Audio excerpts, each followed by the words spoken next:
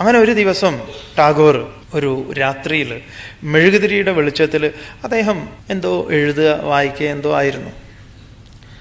അങ്ങനെയാണ് കാറ്റ് വന്ന് മെഴുകുതിരി അണയുന്നത്.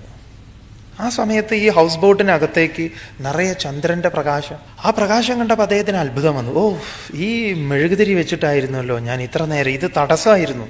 ഈ മെഴുകുതിരി ചന്ദ്രന്റെ പ്രകാശത്തിന് തടസ്സമായിരുന്നു. പക്ഷെ അത് ആദ്യമേ ഉണ്ടായിരുന്നു. അദ്ദേഹം പുറത്തേക്ക് ഇറങ്ങിയിട്ട്, അതായത് ഹൗസ് ബോട്ടിൽ നിന്ന് അതിൻ്റെ പുറത്തിറങ്ങി കുറേ നേരം ആ നിലാവുള്ള രാത്രിയെ അനുഭവിച്ചു. പക്ഷെ അദ്ദേഹം പിറ്റേ ദിവസം അന്ന് തന്നെ രാത്രി എഴുതി വെച്ചു എന്നാ, ഈ സൗന്ദര്യം മുൻപേ ഉണ്ടായിരുന്നു. മെഴുകുതിരിയുടെ ആ അണയലിൽ അത് പ്രകടമായി എന്ന് പറയാം. ഇതുപോലെ ഈ അഹങ്കാരത്തിന്റെ ദീപം ഉണ്ടല്ലോ, ആ അഹങ്കാരത്തിന്റെ ദീപം നിൽക്കുമ്പം അഹംബോധം വെളിപ്പെട്ട് കിട്ടില്ല.